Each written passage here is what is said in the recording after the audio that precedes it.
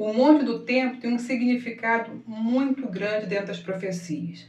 Quando a gente olha para aquele Monte do Templo, ele não é apenas uma colina ali em Jerusalém. Ele é o centro das profecias finais, onde a humanidade precisa olhar para os últimos dias. O próprio Jesus nos manda olhar ali para o Monte do Templo, porque algo excepcional ocorrerá naquele lugar. E para você entender as profecias finais, você tem que olhar para a Bíblia e olhar para as localidades que a Bíblia está apontando. E o Monte do Templo é um local importantíssimo para os últimos dias.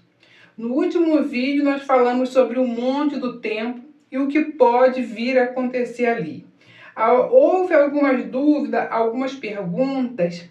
Está escrito o terceiro templo na Bíblia? A Bíblia não está escrito especificamente terceiro templo. Existe o templo de Ezequiel, então as pessoas esperam um templo. Só que alguns especialistas dizem que a medida do templo de Ezequiel não tem nada a ver com o templo ligado ao Monte do Templo hoje e no passado. E o que nós esperamos ali é o que a escatologia cristã diz. Um terceiro templo será construído ali. E por que a escatologia cristã fala de um terceiro templo?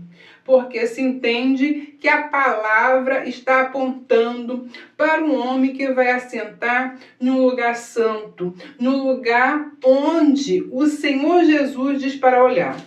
E quando a gente olha na palavra lá em Mateus, está escrito assim, ó: quando, pois, virdes que a abominação da desolação de que falou o profeta Daniel está no lugar santo. Quem lê, entenda. Então, dentro dessa explicação, se espera que o assolador vai se assentar no lugar santo. E no lugar santo remete ao tabernáculo, ao templo do Senhor. Então, que foi construído ali no Monte do Templo. Então, há-se de falar no terceiro templo por causa dessa colocação. E hoje, irmãos, mais do que uma curiosidade, é muito importante saber o que vai acontecer nesses últimos dias, nessas profecias finais, para saber a direção que devemos tomar. Então, Jesus ele vai nos alertar. E aí pergunta, vai ter um terceiro templo, vai ter um templo ali no Monte do Templo? Queridos irmãos, quando eu comecei a falar da palavra de templo, eu não tinha muita maturidade, eu não tinha muito entendimento, mas conforme eu vou lendo, o nível de entendimento, é claro, vai melhorando, nós vamos nos aprofundando na palavra. Quer dizer, conheçamos, prossigamos em conhecer e nós vamos entendendo essa palavra. E com esse tempo agora que eu já venho compreendendo essa palavra, lendo, entendendo as escrituras, eu pude observar algo para falar para vocês hoje com base no que eu tenho visto. Haverá um segundo templo? Há um tempo atrás eu falava, se existia ou não um terceiro templo, que importa? Mas hoje eu penso diferente com base bíblica, que existirá um terceiro templo. Por quê? Porque quando a gente olha para Daniel ele vai nos deixar profecias profundíssimas. Daniel ele vai falar lá em Daniel 7 de um anticristo. Ele vai dando a forma, ele vai crescendo e ele vai falando de um anticristo aqui em Daniel. E quando ele fala lá do anticristo, ele vai dizer que no terceiro ano de Belsazar, ele vai ter a visão do carneiro e do bode. Quando você vai crescendo na leitura, eu já até falei especificamente, já fez um estudo sobre isso. Quando a gente vai continuando, a gente vai vendo que ele vai dizer assim, ó: pelo que foi tirado o contínuo sacrifício, e o lugar do seu santuário foi lançado por terra, E aí um ser surge nessa história e faz uma pergunta lá no livro de Daniel. Daniel 8,13, você pode ler tudo. Até quando durará a visão do contínuo sacrifício? Aí vem a resposta: 2.300 tardes e manhãs. Quando a gente começa a ler essa palavra lá de Daniel, a gente vai ver que ele está falando do anticristo. Quando você começa a estudar, você vai ver que ele está falando do Império Grego.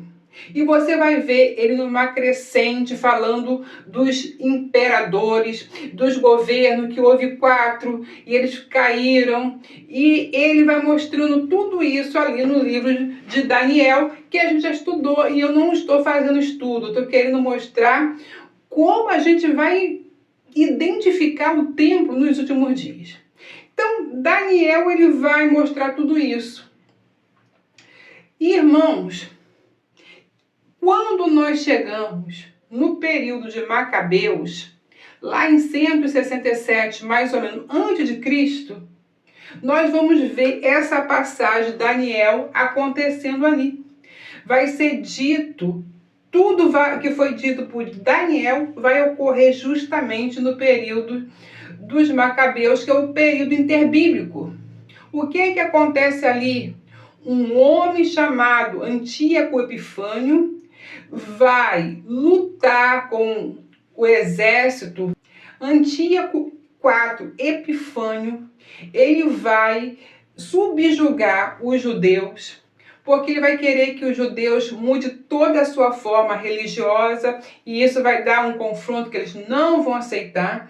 Então ele vai conseguir vencer esse exército e vai entrar no lugar santo, no templo, e ele vai dominar o templo de Israel. E quando ele domina esse templo, ele vai ficar ali, como Daniel diz: o anticristo vai se assentar. Então, Antíoco Epifânio se assentou ali, colocou a estátua de Zeus, colocou uma porca e contaminou. O que aconteceu? Contaminou todo o templo do Senhor. E a profecia de Daniel diz: 2.300 tardes e manhã, que vai tirar o sacrifício contínuo. Preciso então olhar para o templo, preciso olhar então para a lei, porque está falando de sacrifício e está falando do templo. E realmente se faz um sacrifício de manhã no templo e outro à tarde, um de manhã e outro à tarde. Então, quantos sacrifícios fazem? Se é à tarde e manhã, eu tenho 1.150 dias. Então, se eu faço um sacrifício à tarde, outro amanhã, fazendo a conta, cada dia, então, equivale a 1.150 dias. Por quê? Porque cada sacrifício de tardes e manhãs corresponde, cada 2 sacrifícios da tarde e da manhã corresponde a um dia. Se corresponde a um dia, eu tenho 2.300 tardes e manhãs, que corresponde à metade, que seria 150 dias. Então, queridos irmãos, quando a gente chega em Macabeus, o que acontece? A profecia de Daniel dentro do templo, como foi dito por Daniel, porque é preciso do templo. Os Macabeus, eles vão conseguir reverter a situação, eles vão conseguir tomar o templo, eles vão conseguir tomar o templo de volta e vão conseguir restaurar. E exatamente esse é o tempo preciso que a assolação dentro do templo. Ficaram ali, deixando o templo sem 2.300 tardes e manhãs sem sacrifício. Ou seja, os gregos ficaram no templo 1.150 dias, como disse a profecia de Daniel. Então, irmãos, quando eu olho para essa profecia que está aqui em Daniel 8,26 vai fechar assim: e a visão da tarde e da manhã que foi dita é verdadeira, Tu, porém, cerra a visão, porque só daqui a muitos dias se cumprirá. E isso se encaixa com Antíoco Epifânio. E a palavra lá no livro de Macabeus, que vai contar essa história, também no Talmud vai contar mais ou menos essa história, mas o que acontece ali, irmãos? Quando os macabeus conseguem lutar, que eles vão lutar para recuperar o templo, vai ter guerra como sempre, batalha como sempre, vão batalhar, vão tomar o templo dos gregos, vão chegar lá e eles vão ficar desesperados quando olharem para o templo, tudo assolado, tudo quebrado, tudo destruído. E aí eles vão começar a limpar e eles vão querer saber o que eles vão fazer, que a menorá, deixa eu pegar aqui, a menorá, ela estava lá apagada. E eles vão falar, porque a menorá estava apagada. Como é que vai fazer se a menorá está apagada? Eles vão ter que restaurar e não tem azeite. Para colocar o azeite na menorá, irmãos, precisava de uns 8 dias. 8 dias para conseguir produzir o azeite puro, porque era necessário aquele primeiro azeite, o azeite puro. A lei diz como é que tem que fazer o azeite e eles não tinham como produzir o azeite. E na hora que eles estavam lá arrumando, tentando recuperar o templo, eles acharam um azeite. Eles acharam um vasinho de azeite. Um único azeite. Mas aquele azeite só duraria para um dia. E assim, então, com aquele azeite, eles encheram a menorá. E quando eles encheram a menorá, eles foram tentar produzir o azeite. Mas era necessário 8 dias para que o azeite ficasse pronto. O que aconteceu, irmãos? A menorá, com um vidrinho de azeite, que era para um dia, durou 8 dias. E é chamado o milagre da botija de azeite. Por isso que há essa festa que eles comemoram, a festa das luzes, a festa de Hanukkah.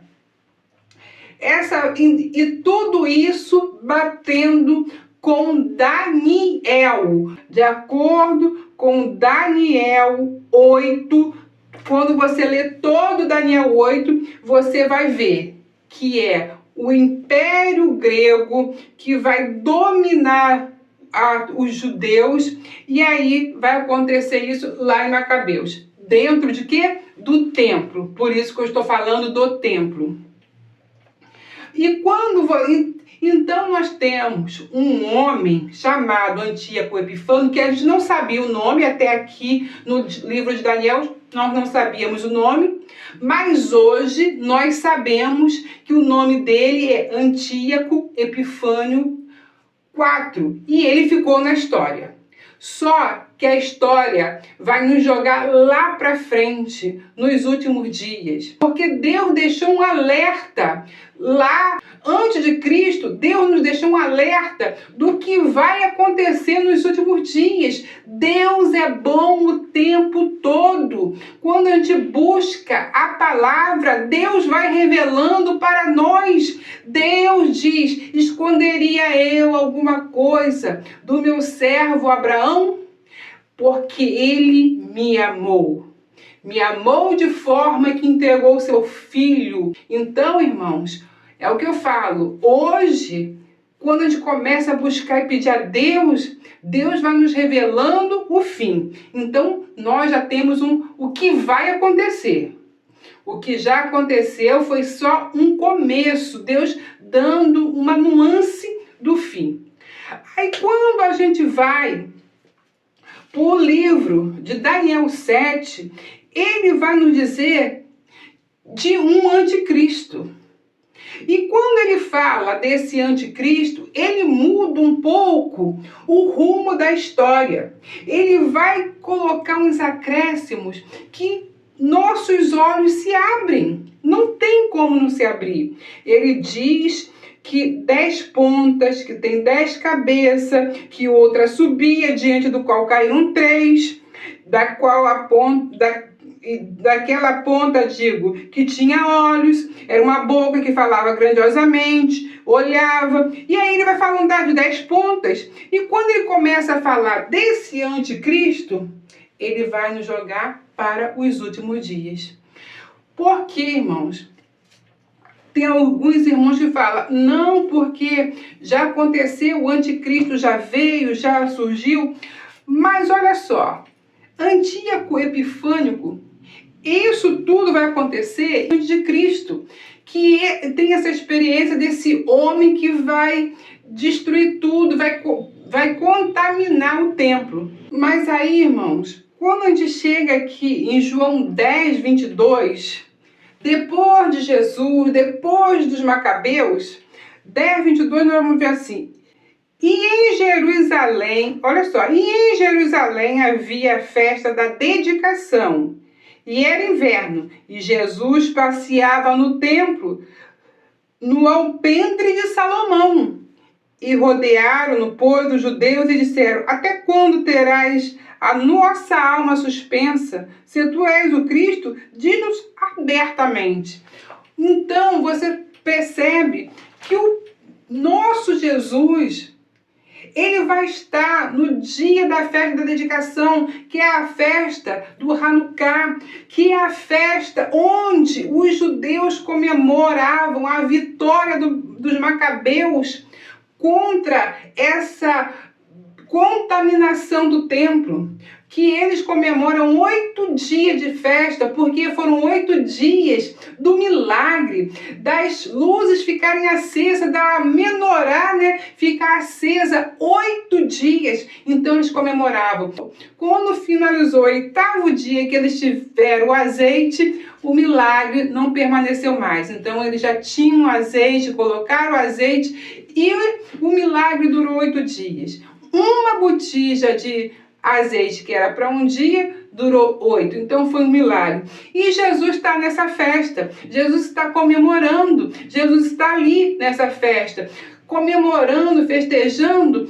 Quando o templo foi purificado, ele está ali nessa festa. Então, irmãos, olha a linha do tempo. Perceba a linha do tempo para você entender o que eu quero dizer sobre o tabernáculo do fim, o que vai acontecer no fim.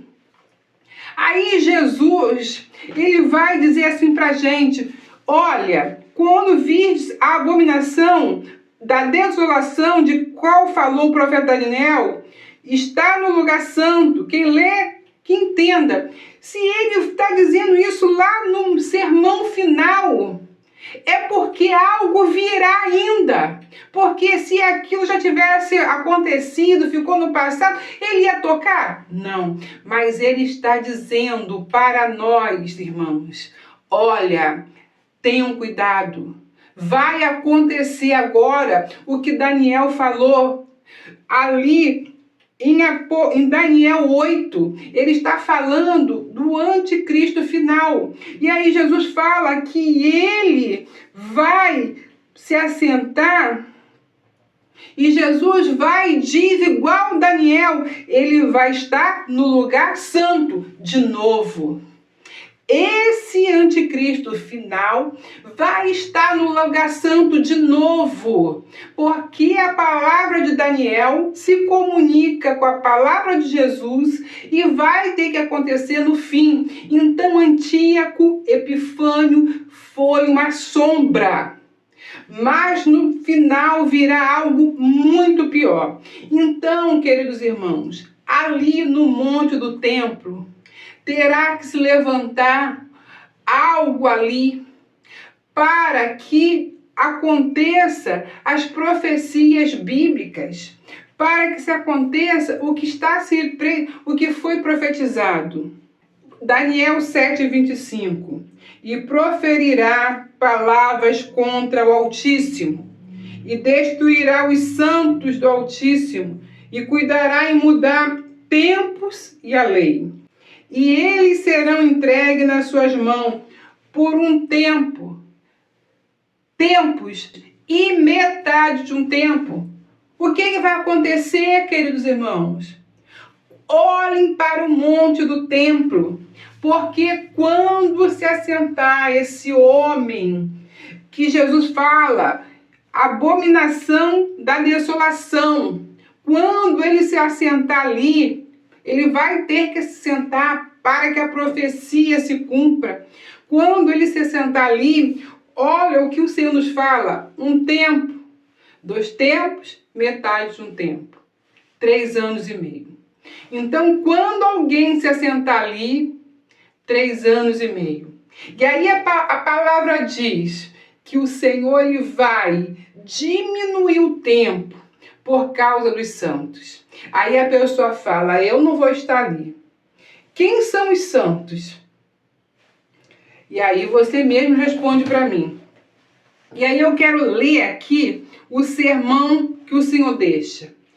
Então virá o fim, quando pois virdes que a abominação da desolação, que falou o profeta Daniel, está no lugar santo, quem lê, que entenda. Olha o que o Senhor continua nos a orientar para você perceber se é ou não o lugar onde é o monte do templo.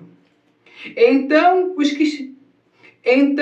que tiverem na Judéia, que fuja para os montes. Judéia não está próximo do monte do templo, irmãos?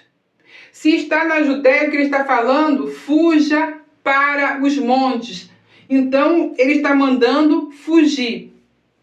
Por quê? Quando nós percebemos esse homem no lugar santo, é a hora de fuga. E muitos não vão fugir, porque não conseguem nem identificar. E aí a pessoa fala: mas a igreja não vai estar lá. Irmãos, lá o apóstolo fala, o apóstolo Paulo diz: olha, não virá o fim antes que venha a apostasia e o homem do pecado. O homem do pecado será visto pela igreja. Então, se aquele homem do pecado se assenta no que dizem que é o terceiro templo, a igreja estará vendo. E teremos 3 anos finais de grande angústia e dor. Que nós vamos pular, não vamos falar sobre isso, que a gente está falando do templo. Então, quem estiver na Judéia, que fuja para os montes. E quem estiver sobre o telhado, não desça a tirar coisa alguma de sua casa. E quem estiver no campo, não volte atrás a buscar suas vestes. Mas ai das grávidas que está amamentando naqueles dias. Ore para que a vossa fuga não aconteça no inverno, nem no sábado. Olha que quando os macabeus eles tiveram aquele problema, foi no inverno. Porque haverá então grande aflição, como nunca houve desde o princípio do mundo até agora, nem tampouco haverá jamais. Aí olha só, e se aqueles dias não fossem abreviados, nenhuma carne se salvaria, mas por causa dos escolhidos serão abreviados aqueles dias. E então se alguém vos disser: eis o Cristo aqui ou ali, não lhe deis crédito, porque surgirão falsos cristos, falsos profetas e farão grandes sinais e prodígios, que, se possível fora, enganaria até os escolhidos. Então, queridos irmãos, tudo nos leva a crer que ali no monte do templo será levantado, sim, um local de adoração onde esse homem se assentará. A escatologia cristã diz que um terceiro templo se levantará ali. A escatologia islâmica diz que ali no monte do templo, o que for construído, um templo que for construído ali, será para que o Mahdi saia dali e governe as nações. Então nós estamos com uma escatologia cristã que diz que dali sairá um homem, que é escrito: a abominação da desolação. Por outro lado, nós temos a escatologia islâmica, que diz que dali sairá o Mahdi, que vai trazer a sua lei, que vai trazer os ensinamentos islâmicos para governar todo mundo. Estamos, então, observando. E os cristãos, irmãos, creem na volta do Cristo. Tomara que não se percam no meio de tanta confusão, porque, se possível, até os escolhidos seriam enganados. Então é muito, muito importante conhecermos e entendermos o que está por vir nesse momento delicado da história. Estamos entrando nas profecias finais verdadeiramente, queridos irmãos. Eu espero que você esteja entendendo tudo o que eu estou colocando aqui. Eu não sou muito boa com as explicações, eu tento me esforço o máximo para ser clara. Eu espero que eu tenha conseguido passar a mensagem, irmãos, porque é muito assunto, é muito profundo, então eu vou passando medidas e às vezes eu vejo que ficou faltando alguma coisa, que eu deixei de falar algo, então vamos acrescentando com o tempo, que é muito complexo, tá, irmãos? E às vezes eu erro algumas coisinhas, aí depois eu vejo, não ficou bem explicado, não ficou bem colocado, aquele texto não ficou bem colocado ali, aí eu vou tentando melhorar e vou aplicando as ideias que os irmãos vão dando. Não, irmã Cláudia, vocês têm me ajudado bastante aqui no canal, que aí vai por esse caminho, aí vocês vão dando a dica, eu vou tentando melhorar também com a dica de vocês, porque é muito difícil gravar vídeo, irmãos, ainda mais para mim, que tem uma sogra de 90 anos, é casa, marido, serviço, trabalho, né? Então, não é fácil. Filho na adolescência, os amiguinhas, né? Então, não é fácil. Mas o Senhor me dê graça, continue orando por mim, tá, irmãos? E fico com essa palavra, não deixe de deixar o like, compartilhar, né? Deixar aí seus comentários, que ajuda muito aqui no vídeo. E até o próximo, se Deus quiser.